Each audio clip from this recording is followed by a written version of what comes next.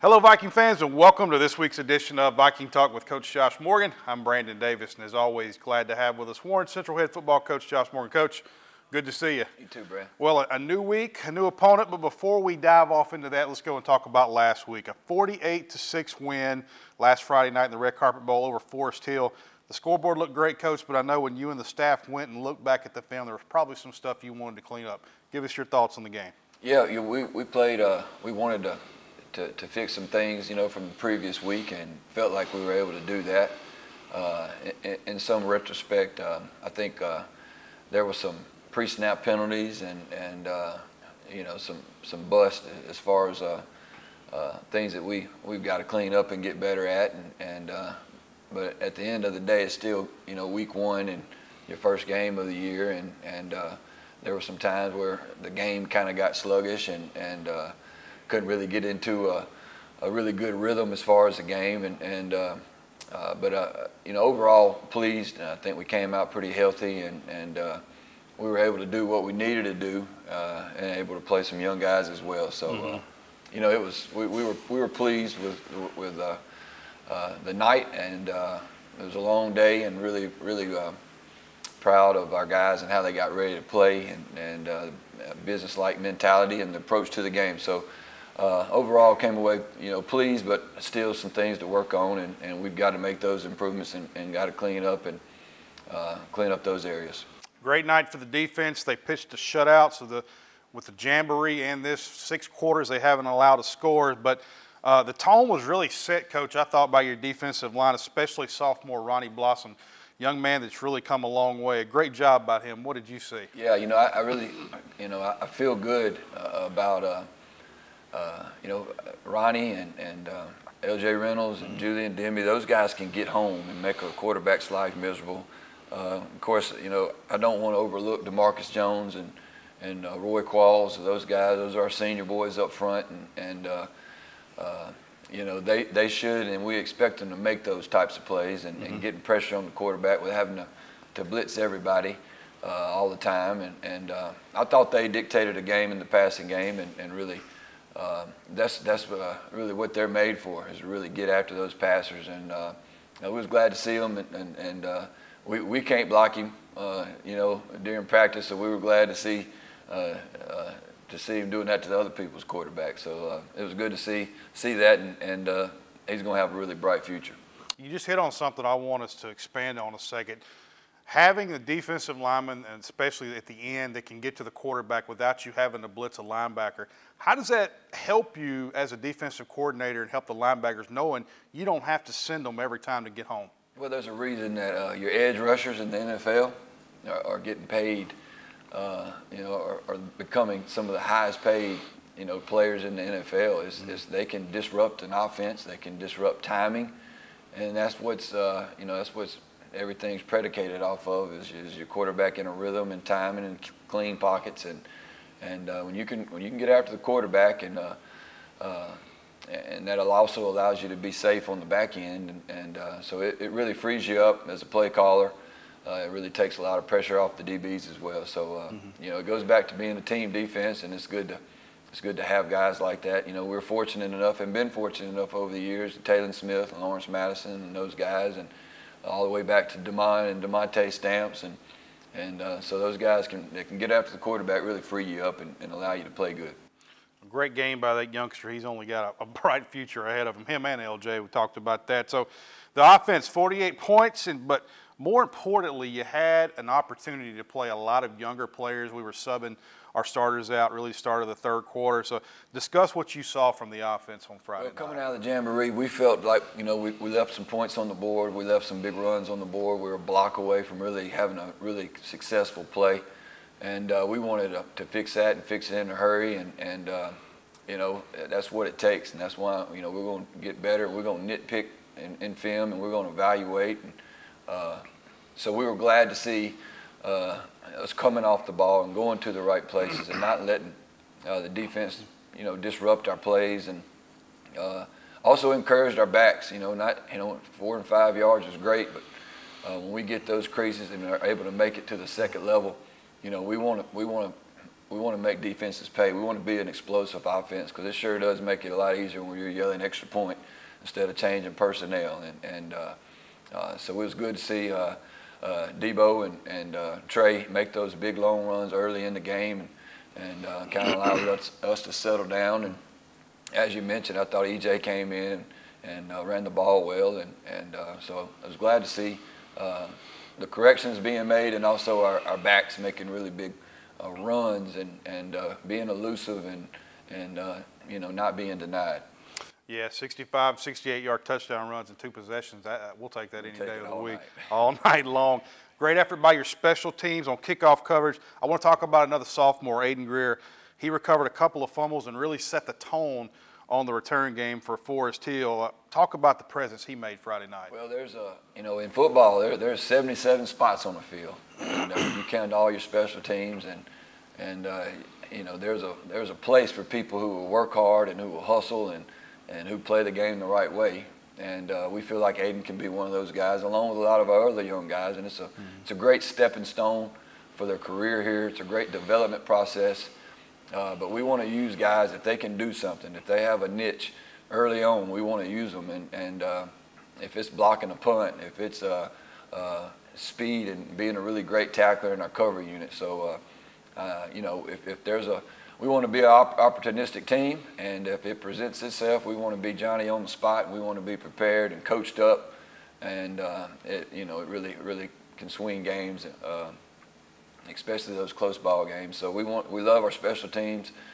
We want to coach them up and really hand-pick those guys that are on them, and to try to schematically put them in the right place for them to be successful. And it was good to see him make plays when he had the opportunity. And I'm not so sure if he didn't or had the opportunity to block a punt, he'd have really had a sure enough good night. Mm-hmm. So it's good to see, and we expect more out of that coming. Well, they weren't giving your brother Rob any break. I know they were coming over to watch film, and next thing you know, they're having to run back on 2 or 3 consecutive drives. Poor Rob was running around. But no, it was good to see from that young man. But, Coach, a long night. You talked about it. We had to wait till almost 8:30 to play the game. The boys, I know they were running around, and y'all were trying to corral them in here. But you put another trophy in the trophy case, winning the 60th Red Carpet Bowl. Has to be a good feeling for you and the staff. It's a good feeling. All you can do is all you can do, and the boys can put that on the resume and always cherish that. And anytime you're playing for a trophy, it gives you, an extra benefit and extra incentive. And to be able, like I said, it means a lot to them. And at the end of the game, as long of a night it was when they get to put their hands on a trophy and they get to hold it together, and it's just a good feeling. And we're appreciative of it in the Red Carpet Bowl, and we're glad that we got another one to add. And those are special moments that it's a really special, and it's good to see them host it up and break it down and carry it off the field with us, so we're proud to have it, and very appreciative of that opportunity. Well, this week you have a chance to take another trophy off the field when you face Vicksburg in the River City Classic. Coach, tell us about this Vicksburg bunch. Well, that game really don't need a trophy, but we have one. But it's a very talented football team. They've been up and coming to really have a good group, and been playing a lot of football, and they've become experienced and more mature, and very, very talented, very, very talented team on both sides of the football, and they're good at what they do, and it's going to be a challenge. Yeah, they're one of the top 10 teams in 5A in the state. 5A is a very difficult rank. Offensively, they are an old-school wing team, but they have modern athletes, Coach. They'll sprinkle in some passing with their young quarterback, Ronnie Alexander. How difficult is it for you to prepare for this type of offense? Well, you don't see it. You don't see it a lot. Matter of fact, we saw it twice last year with Vicksburg and D'Iberville in the playoffs, and so it's tough. It's a tough challenge. It's tough to. You only got 3 or 4 days to prepare for it, but you're also trying to. A lot of people don't think of it this way. Coaches do. You're trying to get a look, and you're trying to get a scout team to run that and implement that. That's tough and challenging, so it's unique to put a guy under the center and ask him to run the belly and the buck and the jet sweeps and all that come with it. So it's tough to prepare for, and that's definitely a challenge that we've had to face this week. But our guys have done a really good job with it, and know how to handle it, and also know how important it is to get a good look. So, and on the other side of that, in a game, it's designed to keep the ball away from you. It's designed to wear you down. It's designed to 5 and 6 yard you, and so we have to be prepared and be good, and got to be able to get off the field with it. Well, they're loaded with speed. They can break a big play. We saw that against Germantown, a big touchdown pass there, something probably wasn't expecting to see in touchdown pass. Discuss the importance, Coach, this week of gap assignments and the defensive line keeping our linebackers clean. Yeah, we've got to do a good job with that. The thing that worries me, and when you look at Vicksburg, you talk about the speed and the talent and the quarterback that has been playing in this system for 3 years and very, very good and runs the offense really well. So we've got to do a good job with it, but we also can't let them behind us in anything that we're doing. We have to be patient.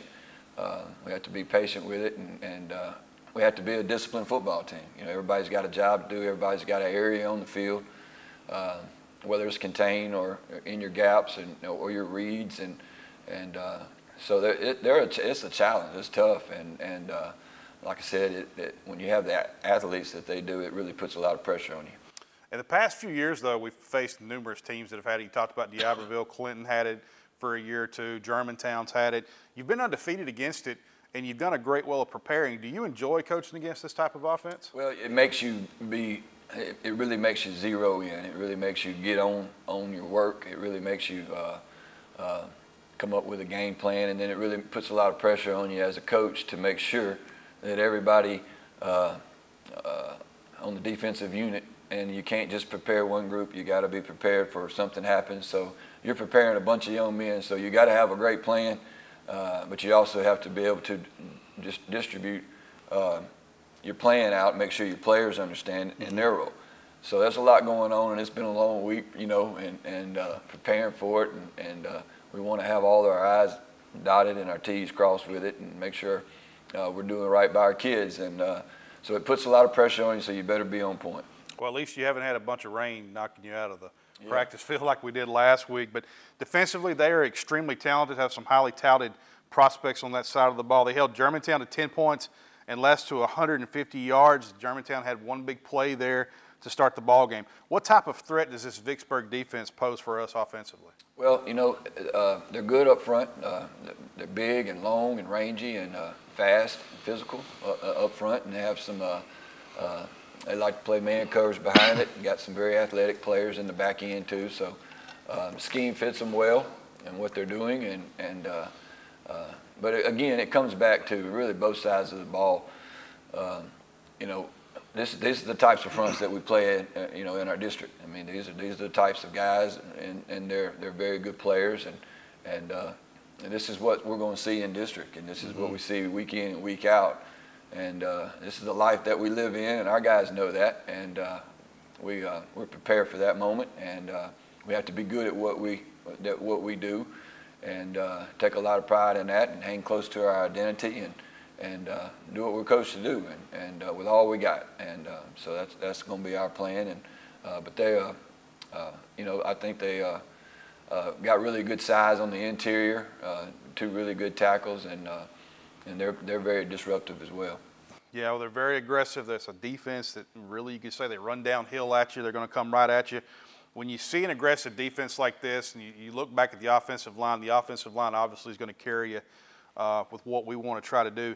Do you try to simplify the blocking assignments, or do you say, hey, kid, it's time to grow up and let's get out and play some football? Well, a little bit of both. We have to have that intensity and that urgency coming off the ball. You got to know where you're going. You got to know what you're looking for. You got to have great leverage because they're big, and you're not just going to block them up high, and you're not just going to overpower them, and those are things that hopefully we already understand and know that. There's a certain way to do things, but we want to be the aggressor, and we want to be the attacker, and the old saying is we want to be the hammer, not the nail. And we've got to take our right steps and lean on our fundamentals, and because that's where it shows up in games like this, and really lean on who we are and play good as a unit and all on the same page. Well, Jack Wright, our quarterback, he played a great game last week against Forest Hill. Coach thought he commanded the offense really well. What do you need to see from Jack this week? Well, he needs to run his team. He needs to be our leader. He needs to make plays when he has the opportunity, and he also needs to make good decisions. And got a bunch of good players around him, and he needs to understand his role, and that he don't have to do it all by himself, and not to press anything, but at the same time, make plays. So there's a fine line right there, and we trust Jack with that responsibility, and I did. I thought he ran the club good last Friday, and it's good and it feels good, and it's a little bit comforting when you have a returning starter like that in a game like this magnitude, that you trust your quarterback and not only his abilities but his decision making. So we need him to be the best version of himself that he could be. Well, we've beaten Vicksburg 10 years in a row. Obviously, this is a new team and a new year, but most media outlets this year has Warren Central as the underdog for this game. You've always seemed to perform and coach better when you come in as an underdog for all the years that I've been involved with this program. Why is that? Well, we don't back down from anything around here, and that's our entire staff, that's our entire program, that's our, that's who we are. We're very proud of what we do, and we don't listen to nobody else either, and we don't take. We don't put a lot of weight on what other people say or what other people think, and you're gonna have to show us, and we plan on showing others, and at the end of the day, it's about earning it, and that's what this game's gonna come down to. It's not gonna be, talk is don't win this game. It's gonna be who's able to execute and play at a high level, and that's what we're prepared to do. And we know the challenge that's in front of us, and we're focused on us and being us, and that chip is always on our shoulder, and it always will be. And I don't know how people can be successful without it. Having that edge and having that finding something that just really drives you and ticks you off just a little bit more. So we use it, and we have excelled over the years in those types of roles, and it all just makes it funner, and so it's just another, when you have that, it's always fun to prove people wrong. Right, and everybody knows you played for the great Joe Lee Dunn.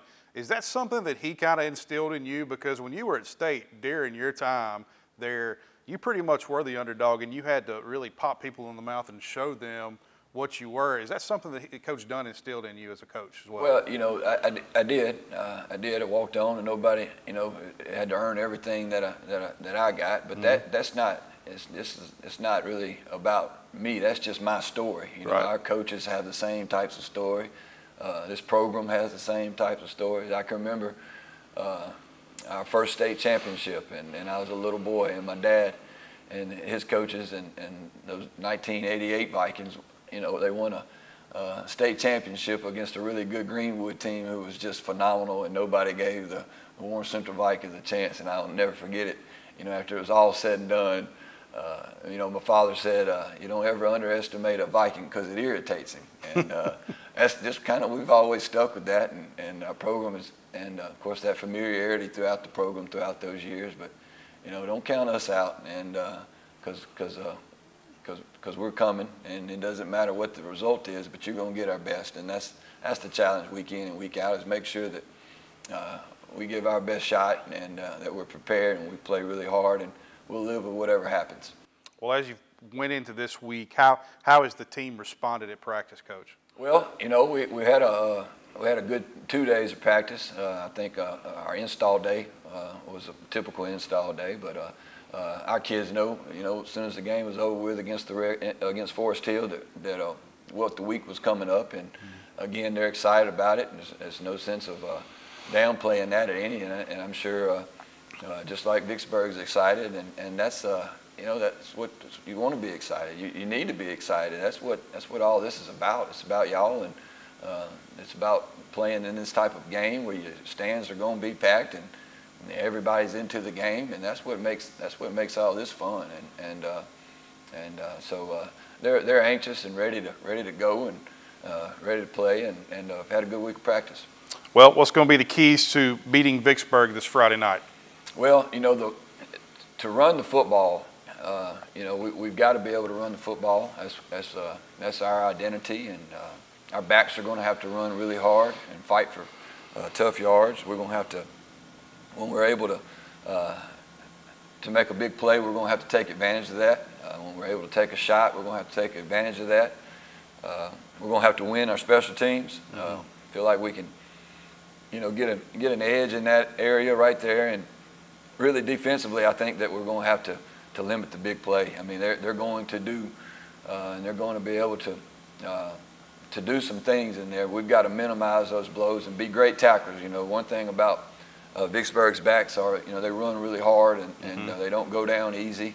And you know, they're a tough football team, and we have to have that mindset going in. It's going to be a 4-quarter game, and be good in those areas. But I think we have to tackle well, play good in special teams, be really good on our back end about the big plays, and we're going to have to be able to run the football.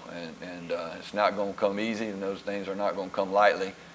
Like I said, you know, we're going to have to earn that, and but those are going to be several key things to look at. Well, Coach, best of luck to you. It's going to be fun. This has the making of an old-fashioned slobber knocker. It does. So get the old fullback ready and That's right. run downhill with it.